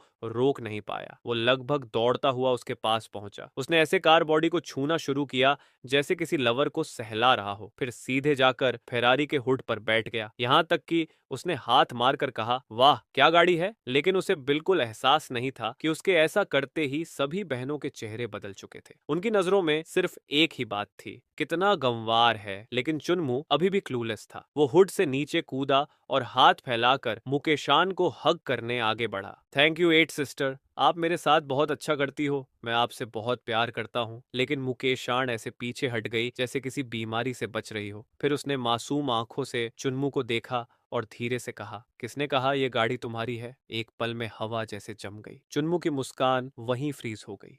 मुकेशान ने अपनी पतली उंगली उठाई और फेरारी से थोड़ी दूर खड़ी एक चीज की तरफ इशारा किया। वो वाली तुम्हारी है? सबकी नजर उधर गई। वहां एक अकेली इलेक्ट्रिक स्कूटर खड़ी थी। चौथी बहन मुयोयान और 5वीं बहन मुयूकियान एक दूसरे को देखकर हंसी रोक नहीं पाई। दोनों जोर से हंस पड़ी। बाकी बहनें खुलकर नहीं हंसी, लेकिन उनके कांपते कंधे बता रहे थे कि वो कितनी मुश्किल से खुद को रोक रही हैं। यहाँ तक कि हमेशा सीरियस रहने वाली बड़ी बहन मुयूलू के होंठों पर भी हल्की मुस्कान आ गई। चुन्मू वहीं जड़ होकर खड़ा रह गया। उसकी नजर कभी फेरारी पर जाती, कभी उस अकेली स्कूटर पर। उसका दिमाग पूरी तरह ब्लैंक हो चुका था। उसे लगा जैसे एक सेकंड में वो आसमान से जमीन पर गिर गया हो। माँ बावजू गुस्से से कांप उठी। उन्होंने मुकेशान की तरफ उंगली उठाई। तुम अपने भाई के साथ ऐसा कैसे कर सकती हो? क्या तुम उसका मजाक उड़ा रही हो? लेकिन मुकेशान ने तुरंत मासूम चेहरा बना लिया। नहीं मॉम, भैया के पास ड्राइविंग लाइसेंस नहीं है, तो मैं उन्हें ऐसी कार कैसे दे सकती हूँ जो वो चला ही ना सके? इसलिए मैंने स्पेशली ये लेटेस्ट स्मार्ट इलेक्ट्रिक स्कूटर चुनी है। एक बार चार्ज करने पर 150 किलोमीटर चलती है। बहुत हाई एंड मॉडल है। फिर उसने थोड़ा रुक कर कहा, और ये सस्ती भी नहीं है, लगभग 30,000 युआन की है। मेरे इस हफ्ते का पूरा अलाउंस खत्म हो गया इसे खरीदने में। ये सुनते ही कोई भी उसे गलत नहीं कह पाया। आखिर बिना लाइसेंस के सुपर कार देना सच में प्रैक्टिकल नहीं था, और 30,000 युआन की स्कूटर भी किसी यूनिवर्सिटी स्टूडेंट के लिए छोटी रकम नहीं थी। कम से कम ऊपर से तो गिफ्ट पूरी सिंसियरिटी वाला लग रहा था। बड़ी बहन मुयूलू भी माहौल संभालने के लिए बोली, मॉम, केशान अभी खुद भी यूनिवर्सिटी में है, उसके पास खुद की कार तक नहीं है। फिर भी उसने 30,000 युआन खर्च करके अपने भाई के लिए गिफ्ट लिया। ये ऑलरेडी काफी थॉटफुल है। उसे अच्छी तरह पता था कि वो फेरारी असल में मेरे लिए खरीदी गई थी। लेकिन इस समय वो सच नहीं बोल सकती थी, वरना चुन्मू की नफरत मेरे लिए और बढ़ जाती। चुन्मू वहीं खड़ा था, उसका चेहरा कभी लाल हो रहा था, कभी सफेद। ऐसा लग रहा था जैसे किसी ने उसके मुंह पर रंगों की दुकान उड़ेल दी हो। उसे महसूस हो रहा था जैसे सबके सामने उसकी पूरी बेइज्जती हो गई हो, लेकिन वो कुछ कह भी नहीं सकता था। आखिर में उसने जबरदस्ती एक बदसूरत सी मुस्कान निकाली और स्कूटर के पास जाकर बोला, ये गिफ्ट भी बहुत अच्छा है, मुझे बहुत पसंद आया। Thank you at sister. फिर उसने हंसने की कोशिश करते हुए कहा, वैसे जब मेरा ड्राइविंग लाइसेंस बन जाएगा तो क्या एट सिस्टर मुझे मर्सिडीज खरीद कर देंगी? लेकिन मुकेशान उसके जाल में बिल्कुल नहीं फंसी। उसने मासूम चेहरा बनाकर कहा, पता नहीं फ्यूचर में मेरे पास पैसे होंगे भी या नहीं, मुझे हैंडबैग्स और कॉस्मेटिक्स भी खरीदने होते हैं। अगर कार चाहिए तो मॉम से मांग लेना, उनके पास पैसे हैं। बस एक लाइन में उसने चुन्मू का रास्ता बंद कर दिया। उसकी मुस्कान पूरी तरह जम गई। सभी लोग वापस विला के लिविंग रूम में लौट आए। इस बार माहौल पहले से भी ज्यादा ठंडा था। चुन्मू सबसे पीछे चल रहा था, उसका सिर झुका हुआ था, दांत तक किटकिटा रहे थे। उसे लग रहा था कि अपनी 18 साल की जिंदगी में उसने आज जितनी बेइज्जती झेली है उतनी कभी नहीं झेली। आगे चल रही बहनें अभी भी हंसी रोक रही थीं, खासकर मू योयान और मू यूकियान। दोनों के चेहरे पर साफ लिखा था कि वो अंदर ही अंदर कितना मजे ले रही हैं। सबके दोबारा बैठने के बाद लिविंग रूम में अजीब सी ऑकवर्ड साइलेंस छा गई। आखिर में फिर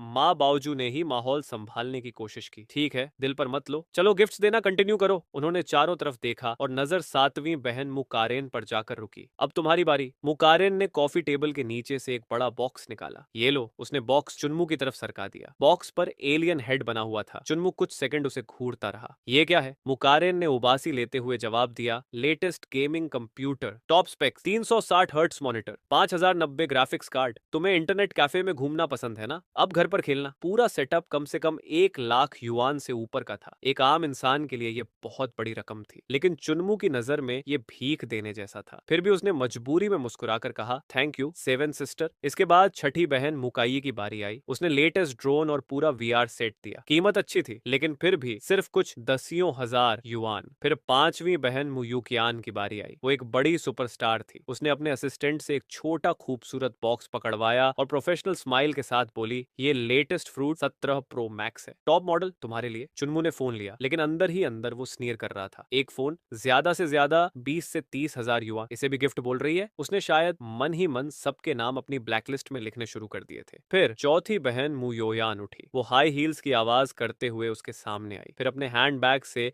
एक छोटा स्क्वायर बॉक्स निकाला। लिटिल ब्रदर, ये तुम्हारे लिए। चुन्मू ने बॉक्स खोला। अंदर लेटेस्ट स्मार्ट वॉच थी, ना ज्यादा महंगी ना सस्ती, बस कुछ हजार युएन की। लेकिन जब उसने मेरे हाथ में पहनी मल्टी मिलियन रिचर्ड मिल वॉच याद की तो उसका चेहरा पूरी तरह काला पड़ गया। उसे लग रहा था ये गिफ्ट्स नहीं, सीधी इंसल्ट है। लेकिन मु योयान ने उसकी शक्ल की तरफ देखा तक नहीं। वो मुड़ी और वापस अपनी सीट पर जाकर बैठ गई। छोटी बहनों के गिफ्ट्स खत्म होने के बाद आखिरकार पहली 3 बहनों की बारी आई। चुन्मू के दिल में फिर उम्मीद जगी। असल बड़े गिफ्ट्स अब आएंगे। सबसे पहले तीसरी बहन मुतोंगचुन उठी। उसने एक ब्लैक बैंक कार्ड उसकी तरफ बढ़ाया। इसमें 10 लाख युएन है, इसे अपना अलाउंस समझो और उम्मीद है फ्यूचर में कुछ अच्छा सीखोगे। उन सड़क चाप लोगों के साथ घूमना बंद करोगे। ये सुनते ही चुन्मू की आंखें चमक उठी। उसने तुरंत कार्ड पकड़ लिया। थैंक यू थर्ड सिस्टर, मैं आपकी बात जरूर मानूंगा। उसके बाद दूसरी बहन मु यूई उठी। उसने धीरे से एक कार की उसकी तरफ बढ़ाई। मैंने तुम्हारे लिए एक कार खरीदी है, मर्सिडीज ई क्लास, गार्डे में खड़ी है, लाइसेंस मिलने के बाद चला लेना। हालांकि मर्सिडीज फेरारी जितनी एक्सपेंसिव नहीं थी, लेकिन फिर भी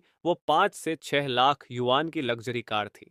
मू जीजी का मूड थोड़ा बेहतर हो गया। आखिर में सबसे बड़ी बहन मू यूलू की बारी आई। परिवार में सबसे पावरफुल होने की वजह से उसने बस कैजुअली एक फाइल आगे सरका दी। सिटी सेंटर में 180 स्क्वायर मीटर का अपार्टमेंट है, अब वो तुम्हारे नाम पर ट्रांसफर हो चुका है। मू परिवार की तरफ से सिटी सेंटर का एक लग्जरी अपार्टमेंट जिसकी कीमत करीब 1 करोड़ युआन थी। मू जी ने अपनी पूरी जिंदगी में इतना बड़ा एसेट कभी नहीं देखा था। हालांकि मेरे पूरे बिल्डिंग वाले गिफ्ट के सामने उसकी कोई तुलना नहीं थी, लेकिन फिर भी एक्साइटमेंट से उसका पूरा शरीर कांप उठा। उसे लगा जैसे वो फिर से सबसे ऊपर आ गया हो। गिफ्ट देने का सेशन आखिरकार एक अजीब लेकिन शांत माहौल में खत्म हुआ। इस समय मू जीगी सोफा पर बैठा था। उसके हाथ में हाउस डीड, कार की और बैंक कार्ड थे। उसके दिमाग में छोटी छोटी कैलकुलेशंस लगातार चल रही थी। वो पहले ही 8 बहनों को 2 ग्रुप्स में बांट चुका था, कौन उसके साथ अच्छा है कौन नहीं। उसने सबकी रैंकिंग अपने मन में तय कर ली थी। उसकी नजरें अचानक ठंडी और खतरनाक हो गईं। ऊपर से वो अभी भी इमोशनल स्माइल दिखा रहा था, लेकिन अंदर ही अंदर उसके दिल में भयानक नफरत पैदा हो चुकी थी। उसे लगा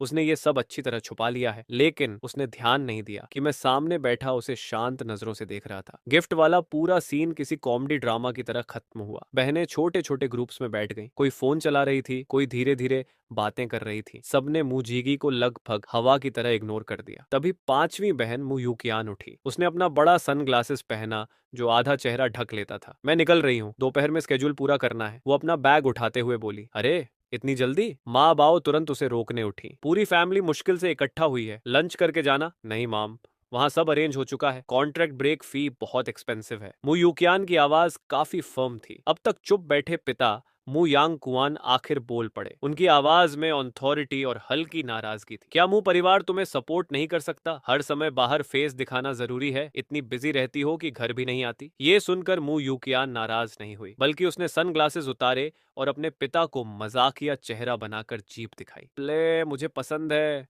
वो हंसते हुए बोली। बचपन से सुपरस्टार बनना उसका सपना था। उसे हमेशा लगता था कि घर में रिच यंग लेडी बनकर रहना बहुत बोरिंग है। ये देखकर मुजीगी को लगा कि उसका मौका फिर आ गया। वो तुरंत सोफा से उठा और खुशामदी स्माइल के साथ आगे बढ़ा। 5th सिस्टर, मैं आपको छोड़ने चलता हूँ। मुयूकियान ने उसकी तरफ देखा। उसकी आंखों में बिल्कुल इमोशन नहीं था। उसने बस 2 शब्द कहे, जरूरत नहीं। इतना कहकर वो हाई हील्स की आवाज के साथ सीधे दरवाजे की तरफ चली गई। एक बार भी पीछे मुड़कर नहीं देखा। मुजीगी का बढ़ा हुआ हाथ हवा में ही रुक गया। उसके चेहरे की एक्सप्रेशन फिर से जम गई। आज पता नहीं कितनी बार उसकी पब्लिक इंसल्ट हो चुकी थी। मु यूकियान दरवाजे तक पहुंची ही थी कि अचानक रुक गई। फिर सबकी नजरों के सामने उसने अपनी उंगली मेरी तरफ हिलाई। एक बेहद सिंपल जेस्चर, लेकिन उसमें टीजिंग साफ दिखाई दे रही थी। मैं थोड़ा स्टंड रह गया। मैंने अपनी तरफ इशारा करते हुए होंठ हिलाए। मैं? मुयूकियान ने सिर हिलाया। उसके होंठों पर हल्की मीनिंगफुल स्माइल थी। मैं उठकर उसकी तरफ चला गया। अब सबकी नजरें मुझ पर थीं। जैसे ही मैं दरवाजे तक पहुंचा, मुयूकियान ने बिल्कुल नेचुरली मेरा हाथ पकड़ लिया और पूरा शरीर मेरे करीब ला दिया। चलो मुझे कार तक छोड़ दो। उसकी आवाज में हल्की मुस्कान थी। उसकी गर्म सांस मेरे कानों को छू रही थी। मेरा शरीर तुरंत स्टिफ हो गया। मुझे साफ महसूस हो रहा था मुजीगी की ऑलमोस्ट जानलेवा जलती हुई नजर और बाकी बहनों की अलग अलग रिएक्शन। सबसे पहले मुयोयान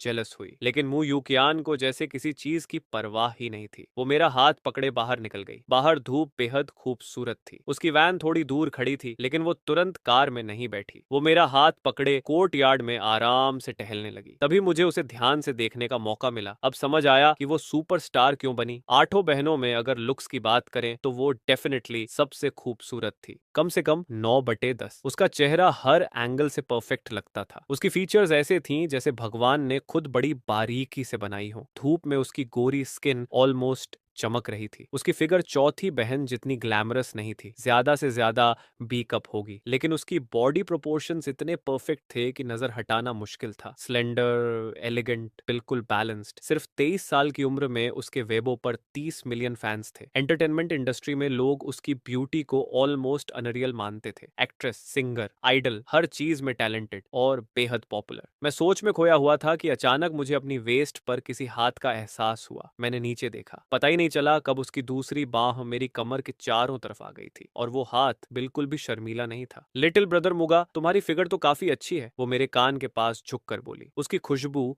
हल्की ऑर्किड जैसी थी। ये एब्स साथ हैं क्या? Let me feel. उसकी बोल्ड हरकत से मैं अनकंफर्टेबल हो गया। मैंने मजाक में जवाब दिया, 5th सिस्टर, क्या आप कंपनी के हैंडसम बॉयज के साथ भी ऐसे ही अनस्पोकन रूल्स यूज करती हैं? ये सुनकर वो पहले थोड़ी स्टंड हुई, फिर अचानक जोर से हंस पड़ी। उसकी हंसी साफ और बेहद खूबसूरत थी। तुम छोटे बदमाश। हंसते हंसते उसका पूरा शरीर मुझ पर टिक गया। कमर वाला हाथ छोड़ने की बजाय और कस गया। हाँ बिल्कुल ऐसे ही यूज करती हूँ, वो टीजिंग स्माइल के साथ बोली। तो लिटिल ब्रदर मुजी, क्या तुम पर भी थोड़ा यूज करूं? मेरा चेहरा हल्का लाल हो गया। हे भगवान, कोई इसे कैसे हैंडल करे। मैंने ऑकवर्ड हंसी के साथ कहा, अगर आप ऐसे ही करती रहीं तो मुझे चार्ज लेना पड़ेगा। चार्ज? उसने आईब्रो उठाई और भी मजे से मुस्कुराई। ठीक है, प्राइस बोलो। लैम्बोर्गिनी चाहिए, लग्जरी वॉच, या मूवी का मेल लीड बनना है? बोलते हुए उसने अपनी उंगली मेरे एडम्स एप्पल पल पर हल्के से फिर आई। अगर मुझे अच्छे से सर्व करोगे तो मैं तुम्हें कुछ भी दे सकती हूँ। अब मैं सच में पूरी तरह हेल्पलेस महसूस कर रहा था। मुझे अचानक एहसास हुआ चौथी बहन की टीजिंग इसके सामने कुछ भी नहीं थी। चौथी बहन कम से कम शर्माती तो थी, लेकिन पांचवी बहन वो एक एक्सपीरियंस्ड हंटर जैसी लग रही थी, जैसे वो अपने शिकार के साथ खेल रही हो। उसे सिर्फ कंट्रोल और कंक्वेस्ट का मजा चाहिए था। मैंने गहरी सांस ली। फिफ्थ सिस्टर, आपको डर नहीं लगता कि मैं सीरियसली ले लूं? मैंने सिचुएशन पलटने की कोशिश की। सीरियसली? वो मुस्कुराई। मैं तो चाहती हूं कि तुम सीरियसली लो, बस डर ये है कि तुम्हारे पास हिम्मत है भी या नहीं। इतना कहकर वो रुक गई। अब हम दोनों बेहद करीब खड़े थे, इतने करीब कि मैं उसकी लंबी आईलैशेस तक साफ देख सकता था। उसकी आंखें बेहद एक्सप्रेसिव थीं। लिटिल ब्रदर मुगा, पता है, उसने धीरे से कहा, बाकी मर्दों की तरह तुम मुझे नहीं देखते। उनकी आंखों में लस्ट, ग्रीड, कैलकुलेशन भरी होती है। सब मुझसे फेम और मनी लेना चाहते हैं। फिर उसने धीरे से मेरा चेहरा छुआ। लेकिन तुम्हारी आंखें बहुत प्योर हैं। उसकी आवाज और धीमी हो गई। इतनी प्योर कि मुझे तुम्हें करप्ट करने का मन करता है। मैं उसकी खूबसूरत आंखों में देखता रह गया। ये औरत सच में डेंजरस थी। उसे पता था कि वो कितनी खूबसूरत है,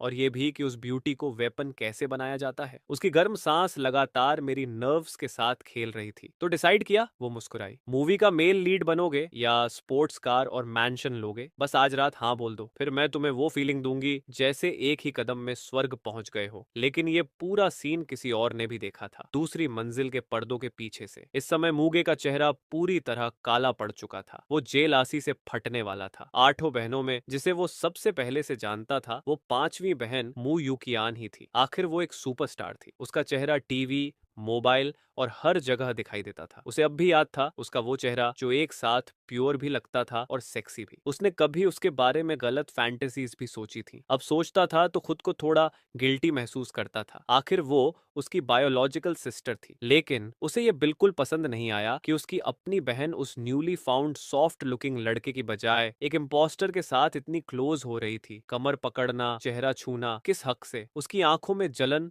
और नफरत लगभग आग बन चुकी थी। उसे मर जाना चाहिए। गुस्से से उसका शरीर कांप रहा था। फिर वो चुपके से लिविंग रूम से बाहर निकला। एक सुनसान कोना ढूंढकर उसने अपनी क्रैकेड स्क्रीन वाला फोन निकाला। उसने सीक्रेटली कोर्टयार्ड की तरफ कैमरा एम किया। क्लिक। उसने मेरी और मू यूकियान की इंटीमेट फोटो ली। फोटो में मू यूकियान पूरा शरीर मुझसे सटाकर खड़ी थी। उसका हाथ मेरी वेस्ट पर था। उसका पिंक टॉप उसकी स्मूथ बैक और पतली कमर को और उभार रहा था। हालांकि मेरे चेहरे पर थोड़ी ऑकवर्डनेस थी, लेकिन मैंने उसे दूर भी नहीं किया था। फोटो देखकर मूगे के चेहरे पर सिनिस्टर स्माइल आ गई। मू यूकियान, तुम सुपरस्टार हो ना? तुम्हारे करोड़ों फैंस हैं ना? आइडल्स को रिलेशनशिप रखने की इजाजत नहीं होती। रिलेशनशिप मतलब कैंडल। अगर ये फोटो बाहर गई तो देखते हैं तुम्हारी गॉडेस इमेज कैसे बचती है। फिर उसकी नजर मेरी तरफ गई। और तुम मुझी, देखता हूँ उसके बाद तुम इस घर में कैसे रहते हो। उसने फोन वापस पॉकेट में रखा। उसे लगा अब उसके हाथ में एक ऐसा ट्रम्प कार्ड है जो कभी भी हम दोनों को बर्बाद कर सकता है। फिर उसने कपड़े ठीक किए, चेहरे पर हार्मलेस स्माइल लगाई और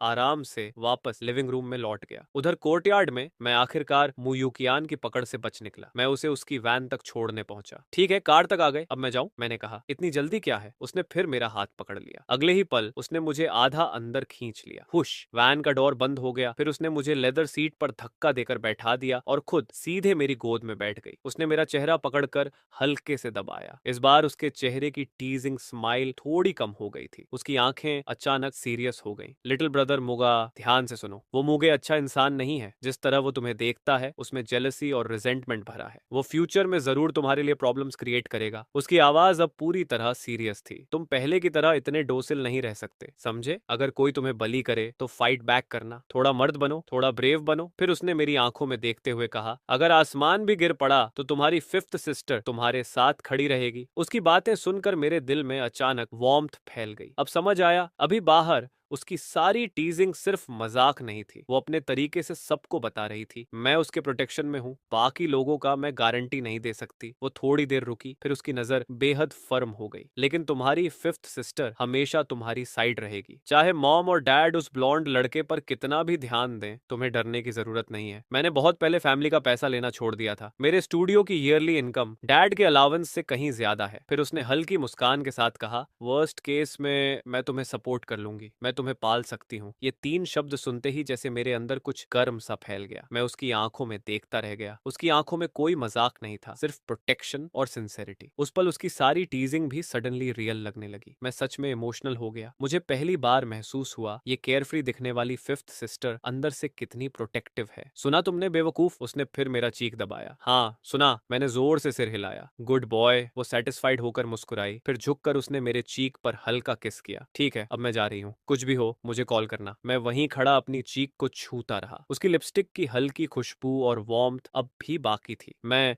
हल्का हंसा और सिर हिलाया, फिर वापस विला की तरफ चल पड़ा। लेकिन जैसे ही मैंने लिविंग रूम का डोर खोला, मुझे तुरंत 3 बेहद खतरनाक नजरें महसूस हुई। पहली नजर कोने से आ रही थी, मूगे की। उसकी आंखें जेल सी और वेनम से भरी हुई थी। बाकी 2 नजरें सोफा की तरफ से थीं। चौथी बहन मु योयान और 8वीं बहन मु केचिन। अभी बाहर जो कुछ हुआ था, इन तीनों ने सबसे ज्यादा ध्यान से देखा था। फर्क सिर्फ इतना था, मूगे मुझसे जेलस था, जबकि मु योयान और मु केचिन मु यूकियान से जेलस थी। 8वीं बहन मु केचिन ने गाल फुला रखे थे। उसका छोटा सा मुंह इतना पाउट हुआ था कि जैसे उस पर कुछ टांग सकते हो। उसकी नजर सीधे मेरे चीक पर पड़े लिपस्टिक मार्क पर थी। उसके दिल की जेलसी पूरी तरह बाहर आ चुकी थी। फिफ्थ सिस्टर कितनी स्लाई है, वो अंदर ही अंदर बड़बड़ाई। अकेले बाहर बुलाया, फिर हग भी किया और किस भी। बहुत ज्यादा हो गया, वो मुझसे ज्यादा बड़ी भी नहीं है, फिर इतनी बोल्ड क्यों बन रही है? दूसरी तरफ मु योयान का एक्सप्रेशन भी अच्छा नहीं था। वो एलिगेंटली लेग्स क्रॉस करके बैठी थी। ड्रेस में उसकी लंबी लेग्स बेहद अट्रैक्टिव लग रही थी, लेकिन उसके पैर का हल्का टैपिंग बता रहा था कि वो अंदर से रेस्टलेस है। मु युकियान, वो लोमड़ी, उसकी आंखों में पॉसेसिवनेस चमक रही थी। मेरे आदमी को मेरे सामने सेड्यूस करने की हिम्मत। उसने मुझे अंदर आते देखा। उसकी नजर मेरे चेहरे पर टिक गई, लेकिन अगले ही पल उसने खुद को काल्म कर लिया। कोई बात नहीं, वो खुद को समझाने लगी। वो ज्यादा से ज्यादा फ्लर्ट करती है, थोड़ा एडवांटेज ले लेती है, लेकिन लिटिल ब्रदर मुई को पूरी तरह मैं ऑलरेडी पा चुकी हूँ। उसका बॉडी, उसका हार्ट, सब मेरा है। मु युकियान की ट्रिक्स कुछ नहीं बिगाड़ सकती। ये सोचते ही उसका मूड थोड़ा बेहतर हो गया। उधर मैं लिविंग रूम में वापस आते हुए खुद को ऐसा महसूस कर रहा था जैसे कोई मुश्किल जगह से बचकर आया हूँ। पीछे फिफ्थ सिस्टर की वैन दूर जा चुकी थी और सामने